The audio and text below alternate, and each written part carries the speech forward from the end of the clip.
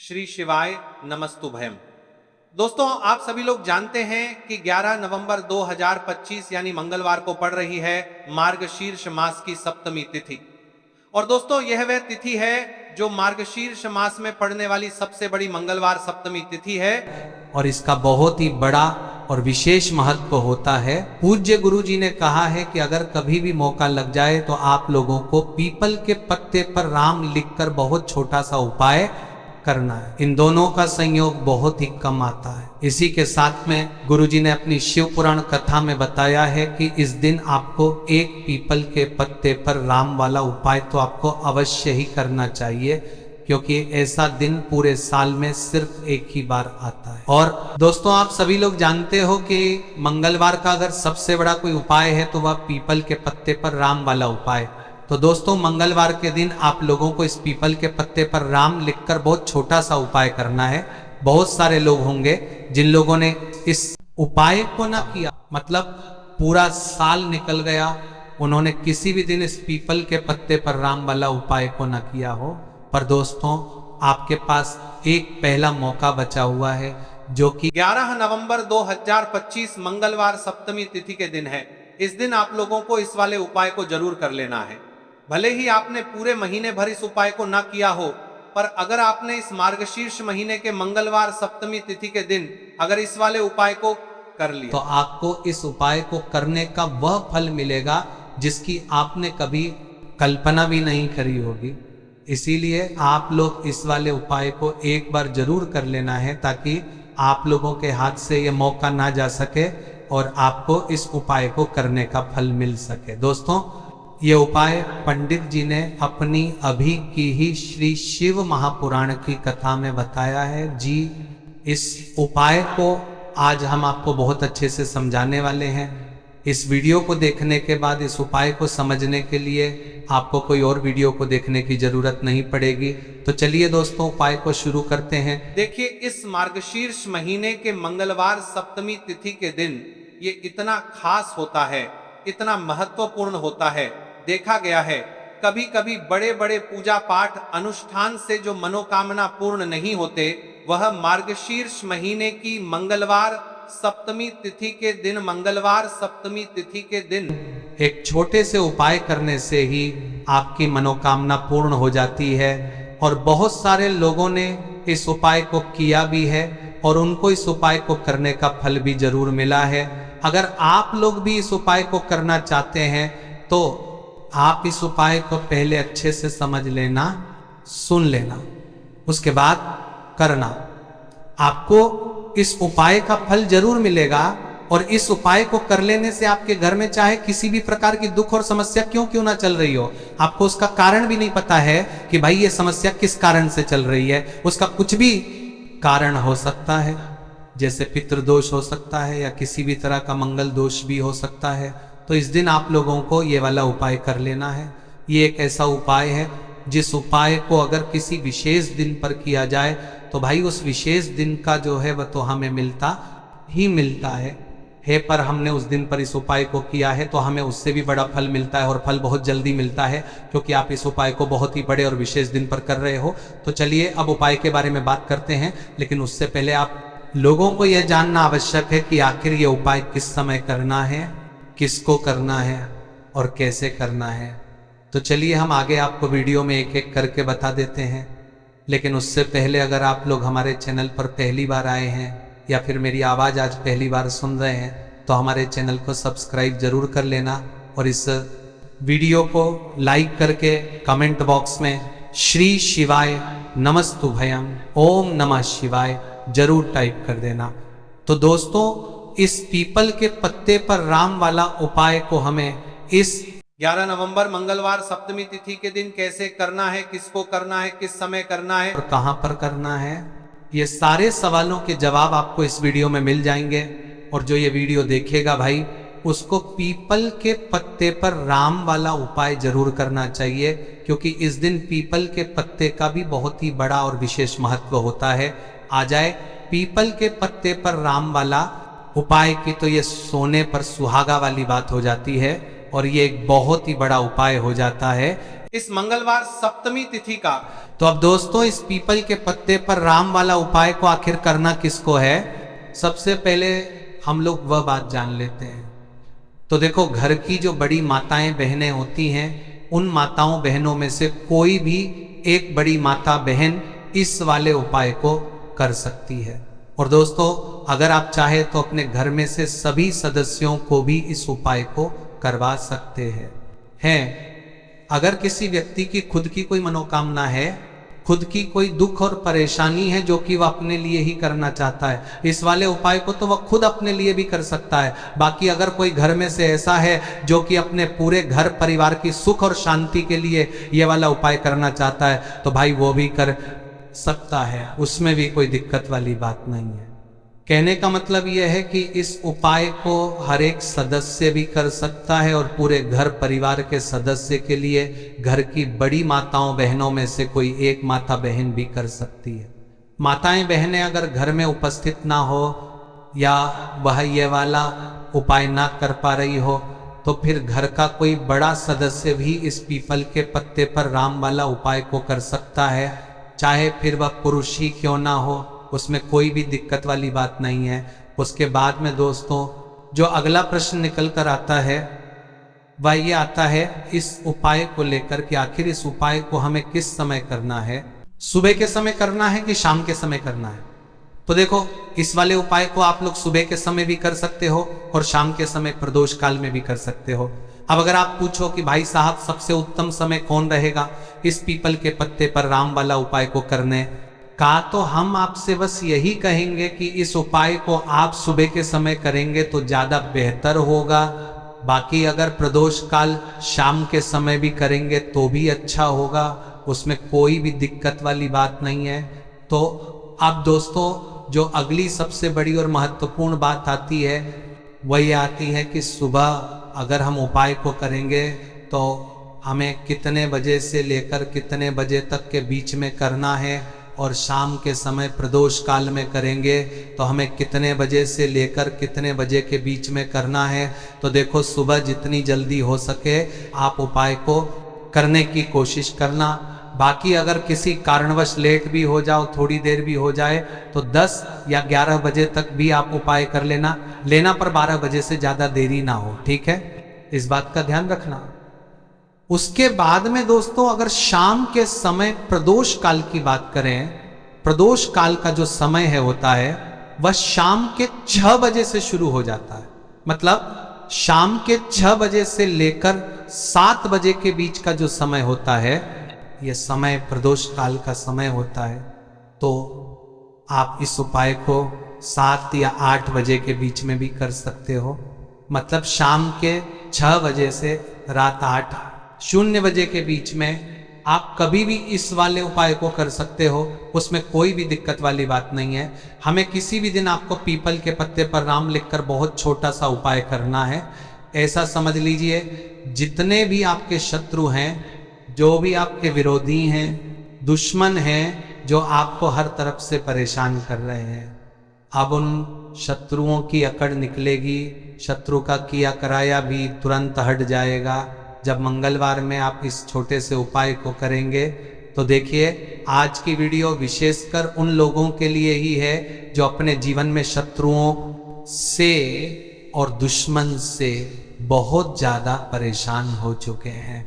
देखिए, जगत जननी माँ जगदम्बा का हम मंगलवार में पूजन करते हैं और उनसे जुड़े हुए उपाय करते हैं। साथ ही साथ आपको बता दें कि मंगलवार में संकट मोचन हनुमान जी का पूजन करने से और उनसे जुड़े हुए कुछ उपाय करने से जीवन के बड़े से बड़े कष्ट भी क्षण भर में दूर हो जाते हैं। तब बहुत कम समय में आपके शत्रु और आपके विरोधी आपके जीवन से दूर हो जाएंगे। आपके दुश्मन लाख कोशिश करने के बाद भी आपका बाल भी बांका नहीं कर पाएंगे, अगर आप मंगलवार में इस छोटे से उपाय को कर लेते हैं। अब देखिए, आज का जो समय है यह कलयुग का समय है, और कलयुग के एकमात्र देवता जो अपने भक्तों के जीवन से सारे कष्टों को दूर कर देते हैं वह स्वयं है संकट मोचन हनुमान जी। और संकट मोचन हनुमान जी का पूजन अगर आप मंगलवार में करते हैं और उनसे जुड़ा हुआ यह छोटा सा उपाय अगर आप मंगलवार में किसी भी दिन कर लेते हैं तो ऐसा समझ लीजिए आपके जो शत्रु हैं, आपके जो विरोधी, आपके जो दुश्मन हैं, या किसी भी तरह से आपको परेशान करने का प्रयास कर लें, आपका बाल भी बांका नहीं कर पाएंगे।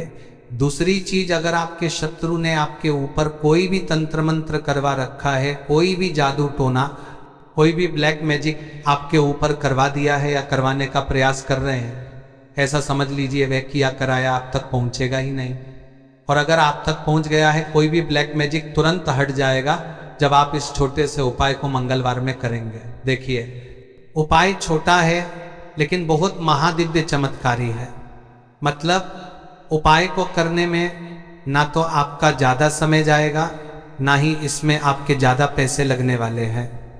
और ऐसा समझ लीजिए कि एक बार ही अगर आपने इस उपाय को मंगलवार में कर लिया तो इसका महादिव्य चमत्कार आप खुद देख लेंगे। तो मंगलवार के जो 9 दिन होते हैं ये बहुत ही सिद्ध दिन होते हैं। मतलब मंगलवार के दिनों में 9 माता रानी हमारे घरों में आती हैं, अपने भक्तों के जीवन से कष्टों को दूर करती हैं। साथ ही साथ आपको बता दें कि मंगलवार के टाइम पर जब भी आप संकट मोचन हनुमान जी के उपाय करते हैं तो मां दुर्गा की आपको असीम और विशेष कृपा मिलती है। माँ दुर्गा आपसे बहुत जल्दी प्रसन्न होती हैं और आपके सारे संकटों को वह दूर कर देती है। तो पीपल के पत्ते में और पीपल के पेड़ में होता है देवी देवताओं का वास। पीपल के पेड़ में श्री हरि विष्णु साक्षात मां लक्ष्मी वास करती हैं। पीपल के देव में हमारे पितरों का वास होता है। पीपल का जो पेड़ होता है इसका पूजन करने से शनिदेव की कृपा, उनका आशीर्वाद मिलता है। और पीपल का पत्ता जो है इसका उपाय मंगलवार में करने से व्यक्ति के जीवन से बड़े संकट और कष्ट दूर हो जाते हैं, जिसमें कि शत्रु और आपके दुश्मन जो हैं ये पूरी तरह परास्त हो जाएंगे, चारों खाने चित्त हो जाएंगे और कभी भी आपका कुछ नहीं बिगाड़ पाएंगे। अगर ये उपाय आप करते हैं तो देखिए ये उपाय स्त्रियां भी कर सकती हैं, पुरुष भी कर सकते हैं। किसी भी दिन आप इस उपाय को कर सकते हैं, ठीक है ना।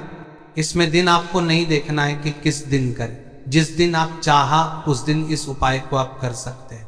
तो मंगलवार सप्तमी तिथि के दिन आपको पीपल का पत्ता तोड़ना नहीं है, उससे एक दिन पहले ही तोड़कर आप पीपल का पत्ता ले आए, या गिरा हुआ जो पत्ता होता है पीपल का वो आप ले लें, ठीक है ना।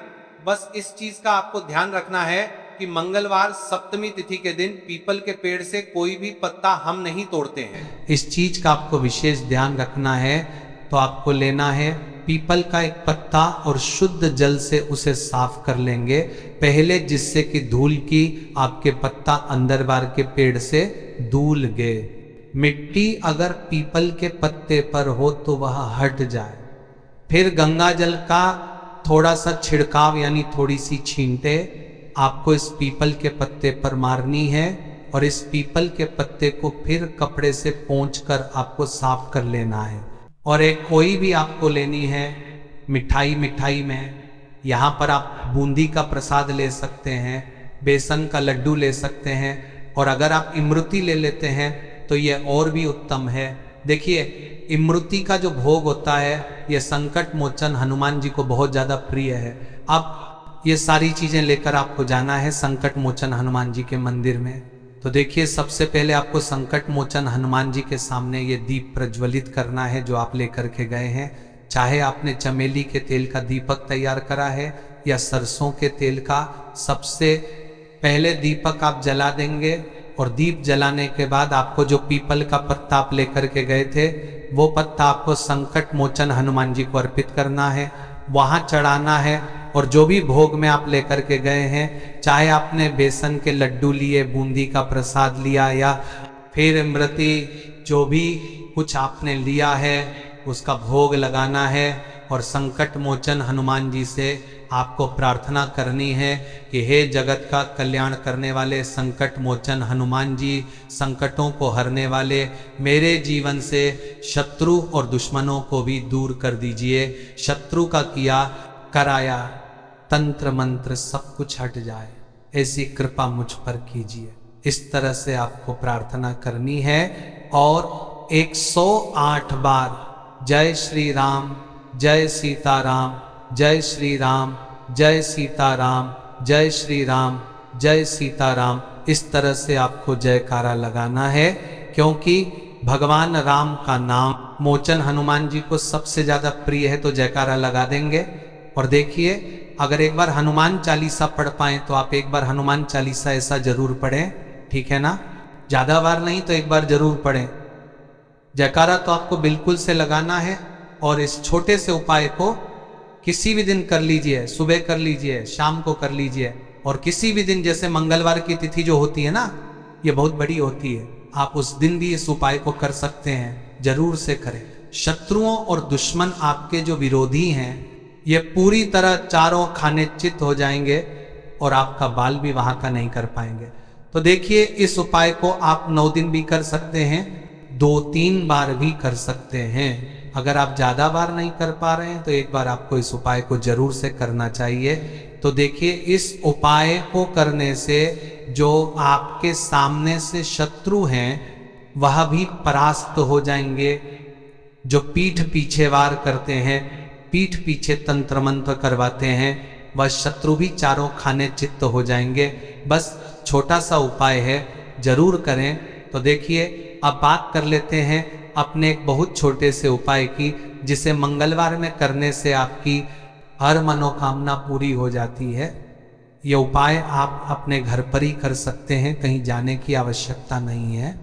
कोई भी ऐसी विश जो बहुत लंबे समय से अधूरी है, पूरी नहीं हो रही है, या धन को लेकर आप बहुत परेशान हैं, या घर में संकट कष्ट बहुत आते हैं, बीमारियां बहुत आती हैं, तो एक लाल पुष्प, जैसे कि गुलाब का फूल भी लाल होता है, आप जरूर से अपने घर के मंदिर में माँ दुर्गा को अर्पित करें, और एक देसी घी का दीपक लाल बाती का जलाकर माँ का पूजन करें।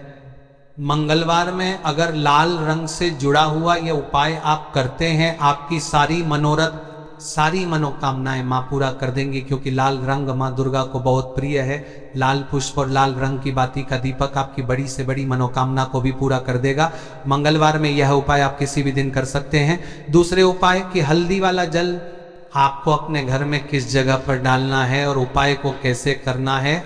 और मार्गशीर्ष महीने का मंगलवार सप्तमी तिथि जब आप अपने घर में डालते हैं, छीनते हैं, उपाय को करते हैं, तो सीधे सीधे माँ लक्ष्मी आपसे प्रसन्न होकर आपके घर में आती हैं। तो जहां पर भी आपको तुलसी का कोई पत्ता मिल जाए, एक पत्ता आप ले आए, उस तुलसी के पत्ते से आपको अपने पूरे घर में उस हल्दी वाले जल का छींटा लगाना है। सबसे पहले घर के मंदिर में लगाएंगे, ठीक है ना? फिर जितने भी रूम हैं, कमरे हैं, वहां पर लगाएंगे, घर के मुख्य द्वार पर लगाएंगे। इस तरह से जब आप उपाय करते हैं तो आपके घर घर में कभी भी धन की कमी नहीं होती है, धन में वृद्धि होती चली जाती है, और धन आपका हमेशा बढ़ता है। देखिए, अगर तुलसी का पत्ता आपको नहीं मिलता है, तब आप किसी भी छोटी सी पूजा वगैरह की जो चम्मच होती है उससे भी छींटा लगा सकते हैं। तो देखिए, जब भी आप अपने घर में 11 नवंबर मंगलवार सप्तमी तिथि के दिन हल्दी के पानी का छींटा लगाते हैं, तो इससे श्री हरि विष्णु माँ लक्ष्मी के साथ आपके घर में आते हैं और स्थिर रूप से आते हैं। मतलब कभी भी आपके घर को वो छोड़कर नहीं जाते। तो देखिए, हल्दी जो है ये जुड़ी है श्री हरि विष्णु से, आपकी कुंडली में गुरु को मजबूत करती है, आपके जीवन में सुख और सौभाग्य को खींच कर लाती है, धन को खींच कर लाती है, माँ लक्ष्मी को प्रसन्न करती है। जिस तरह से हल्दी खाने का स्वाद बढ़ा देती है, बहुत बड़ी बड़ी बीमारियों को दूर कर देती है, उसी तरह से ये आपके जीवन को भी सुख से भर देती है।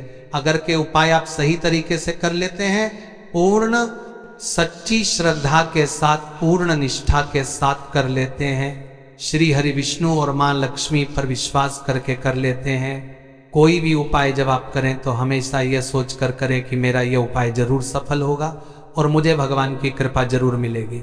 आप देखेंगे कि इस तरह से जब आप उपाय करेंगे आपको उसका फल जरूर मिलेगा, आपका उपाय जरूर सफल होगा और जीवन में आप हमेशा आगे बढ़ेंगे। तो 2 उपाय की बात कर ली, अब जल्दी से बात कर लेते हैं। तो दोस्तों, ये थे पूज्य गुरु जी द्वारा बताए गए कुछ बहुत ही खास उपाय। अगर आपको जानकारी अच्छी लगी हो तो वीडियो लाइक करिएगा। मिलते हैं फिर एक नए वीडियो के साथ।